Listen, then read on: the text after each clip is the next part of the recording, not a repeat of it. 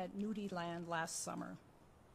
Dominic Burris was sentenced today to 278 months, or just over 23 years, in prison for shooting and killing August Golden and causing traumatic injuries to so many others. His co-defendant, Cyrell Boyd, was previously sentenced for his role in this tragic shooting. My thoughts today are with August's family and loved ones, as well as all of the others who were injured and traumatized that day. While today is the end of our prosecution in these cases, it simply marks a new chapter in what will be a lifetime of missed memories and pain for those who were directly impacted by this mass shooting. In the last year, I've come to understand so much more about the community of people whose lives were forever changed that day. Nudieland was a concert venue for punk music and a safe space for many in the queer community. August Golden exemplified the values held by many: lifting people up, unconditional empathy, and mutual aid. Community members were welcomed with kindness. Dominic Burris, 17 at the time, was one of those people who simply showed up off the street and was welcomed. Dominic Burris caused immeasurable harm that night, and for that, he is being held accountable in a manner that is necessary to protect public safety. He was certified as an adult, and he is going to prison for a long time. His involvement in prior incidents of violence and his role in this mass shooting left us no meaningful alternative to ensure public safety. At the same time, we cannot ignore his own traumatic history. We must acknowledge that the systems we have in place to care for children in our community who are experiencing trauma and harm fail to effectively intervene in his life. I often think about the fact that we would not be here if they had. The tragic irony is that the people who were victimized by this mass shooting were deeply connected to mutual aid and care for others, committed to supporting those whose lives had been shaped by their own trauma. The safe space that was shattered by this tragic shooting could have also been a safe space for others, including Dominic Burris and Cyrell Boyd. We must also continue to acknowledge the proliferation of guns in our community and the catastrophic harm that results. Gun violence is the leading cause of death for young people in this country today. In 2024, the U.S. Surgeon General declared gun violence a public health crisis, and the ease with which people can get and use them makes us all less safe. We have expanded our youth group violence intervention work and are committed to working collaboratively with our community and system partners to address this critical issue. We have lost far too many loved ones to guns. We are joined today by some of the people who were injured that night. First up is Caitlin, who is August Golden's partner.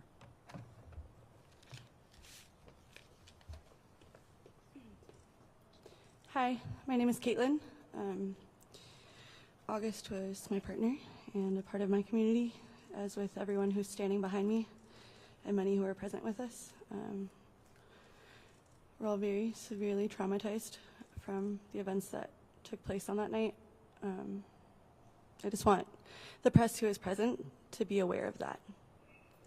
I'm going to read a piece of my impact statement that I just read in court, or that I read to the court. I believe this world and the systems we live under are the reason we are standing in this courtroom today. I believe this country breeds scarcity and scarcity breeds violence. I believe hurt people hurt people.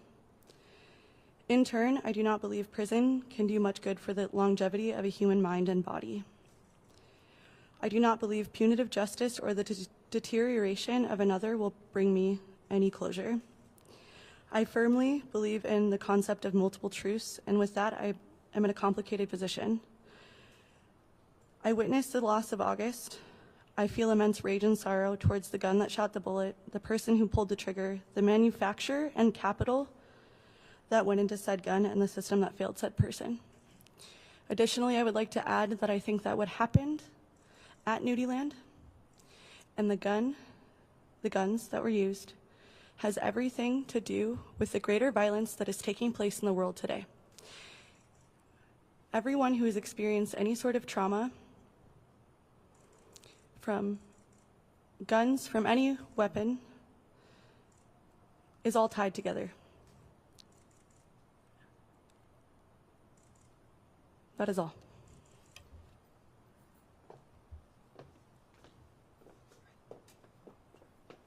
Antonio, who is seriously injured in the shooting. Hello, my name's Tonio. I will also be saying a little bit of my statement that I find important.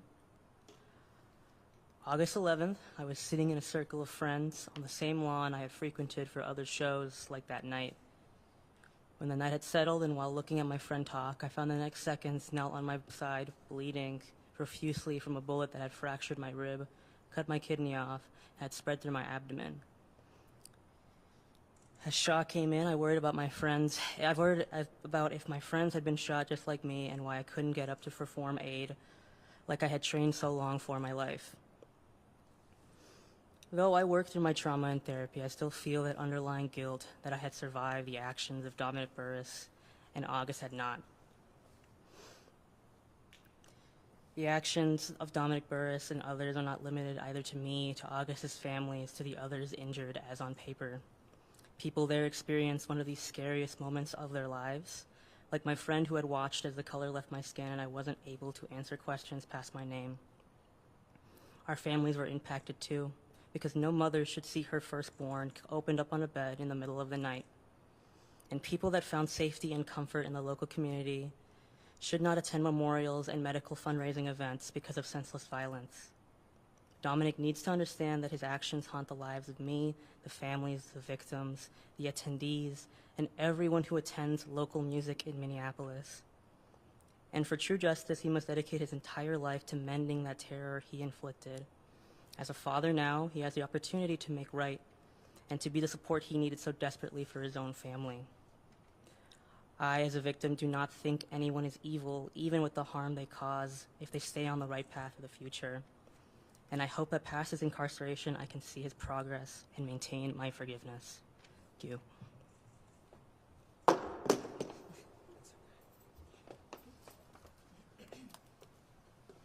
Jenny, who is also injured in the shooting.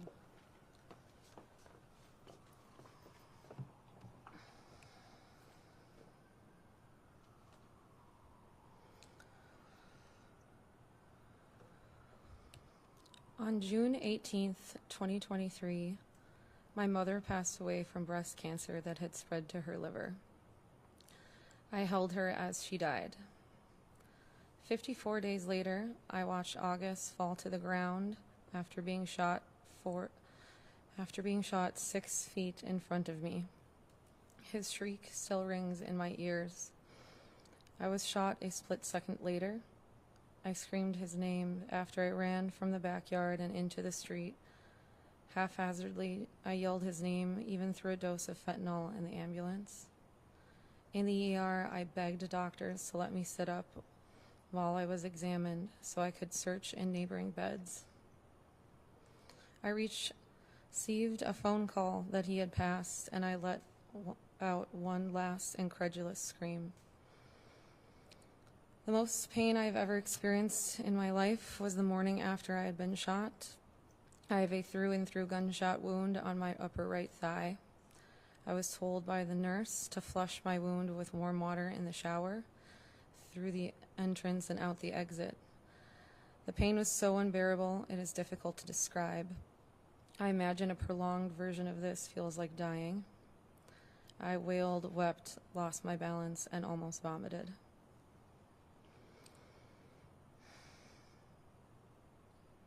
I keep asking myself a question, as if it is my responsibility to answer. What do we do with children who commit egregious crimes? Children who have been failed by their caretakers, the system, and society. failed at such a young age that they would choose to shoot into a crowd of strangers and walk away from blood and screams? I don't have an answer, and I'm okay with that. Lastly, I'd like to share my wishes for Dominic. I don't want anyone else ever to suffer because of his actions. I don't know if he could even begin to grasp the fallouts of his violence, but I'd like to see him try. Most importantly, I'd like to see him apologize to August's family and loved ones and all those impacted by the shooting. I'd like to see him deliver that apology when it is sincere and thorough. I'd like to see him go to drug and alcohol counseling. If he has any remorse, I hope that he would seek out these opportunities on his own. I'd like to see him create a life for himself that would honor August. Thank you.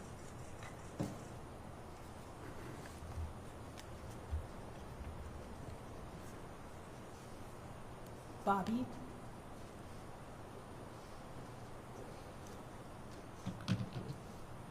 I wasn't shot by a bullet. Rather than, I was sitting outside of the house with my journal waiting to show my best friend a journal entry I was happy to write about. It was about how much I enjoyed the punk community, how it brought me a sense of peace and feeling understood by other people, something that I wasn't able to find anywhere else. And then they approached us, and it all escalated from there. And as someone that looks like me, it was hard being young and being put in that situation to really grasp that me rejecting somebody else's advances and me trying to be there for my friends as they are being harassed by two other people. I thought that if I put the blame on myself, it would all make sense. I could understand the reason as to why any of this happened.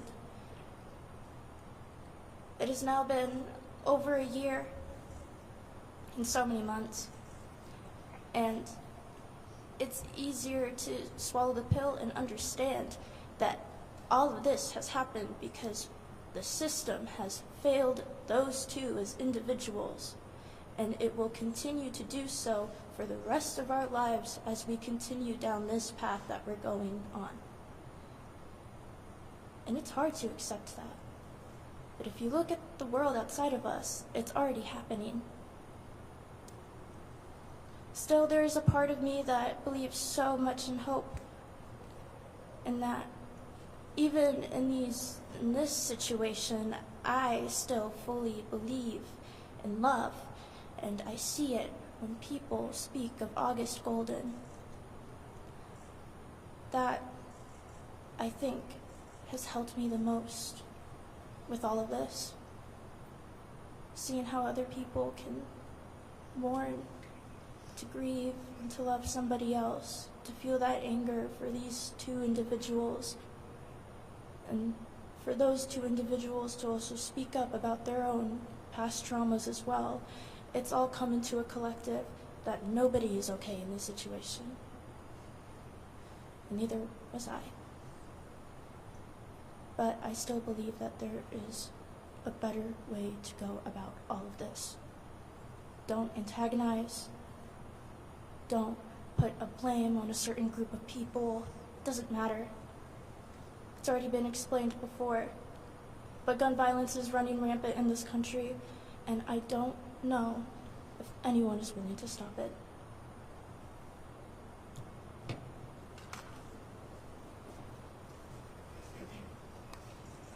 Questions? For any of the victims who feel that they can answer this, we heard a bit of an apology today in court. Do any of you have thoughts on that, and do you believe it was a sincere apology?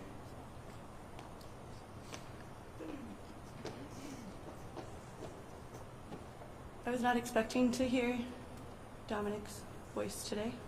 in that way. I think apologies are, personally speaking, accepted when there is action shown. And it takes a long time for someone to be able to make the change happen. I am not here to, or I'm here, I acknowledge it, and I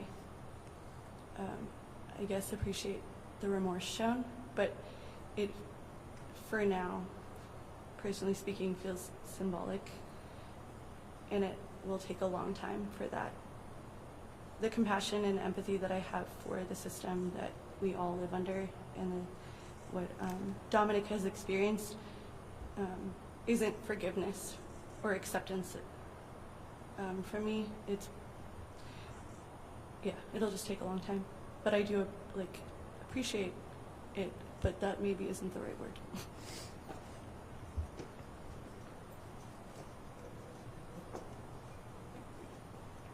I didn't expect to hear his voice at all. I've only seen him a couple times in court. I've always maintained my stance on that I don't think he's an evil person. I don't think he came out that way. I just think he's a product of circumstances. And his apology, whether he means it or not, means the same to me, because I still believe that he can be better. And for the sake of my own healing, I find in therapy that it's better to forgive, not just for him, but for myself as well.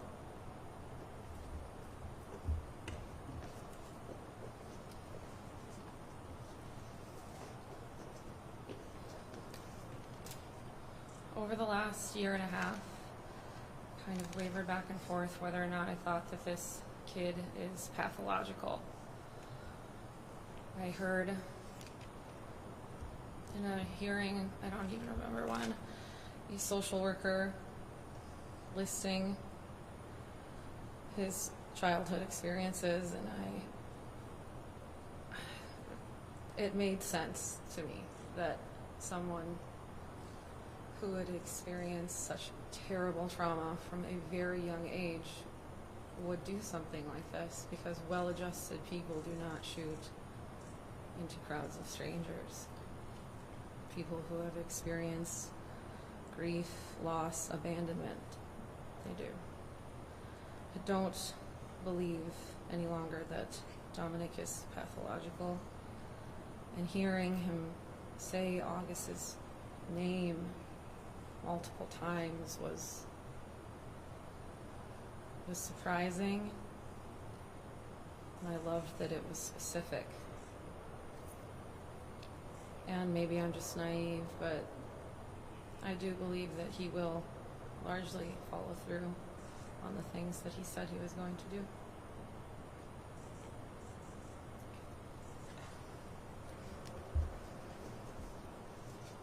Other questions? Jeff? These very empathetic people have their opinion on this.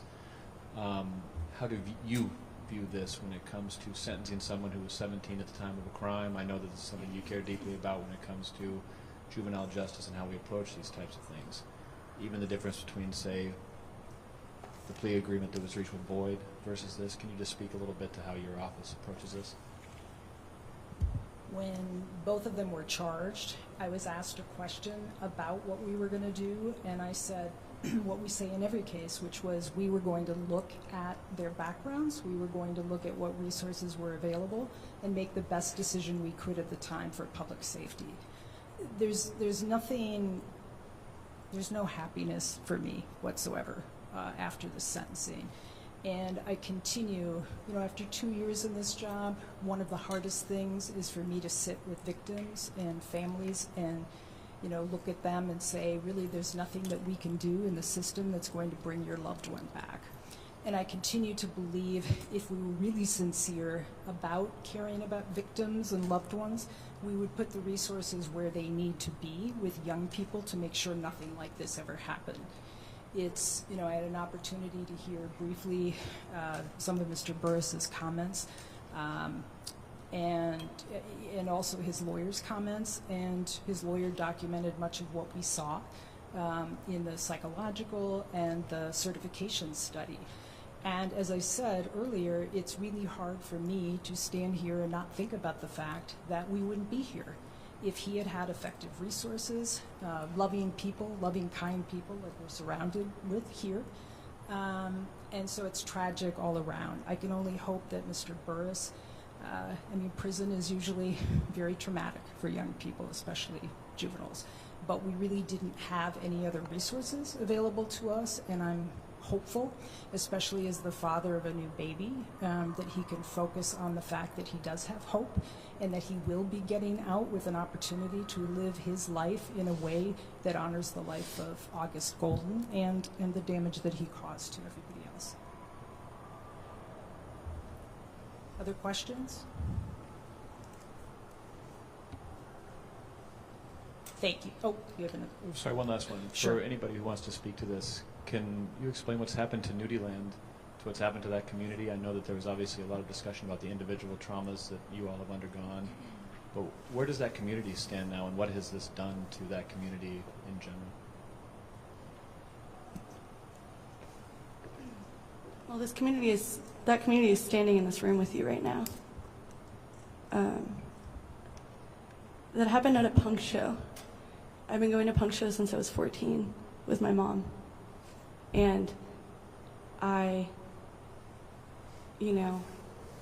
as I said in my statement in the courtroom, and as you can see here today with the presence of the people around you, it would be, it's still there. Nudieland is in the hands of someone else now. But the house is symbolic of something bigger than that. We are still here doing what we do. I went to a show the week after it happened, to the hour, there's nothing there's a big changes, and we all have a lot of trauma, which we already all did. And we don't have August, and it would, I guess, be naive to say that there hasn't been strife within the community, as any communities who are experiencing a lot of stress have. But we are just doing exactly what we were doing before, with maybe a slightly different perspective on the world. But yeah.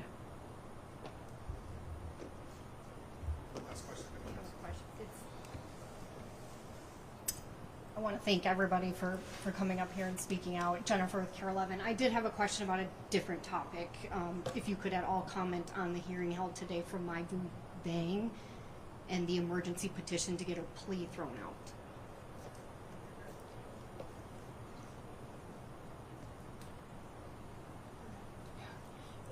We're focused today on August Golden and the people that were injured in that shooting. So that's not something that we're prepared to talk about right now.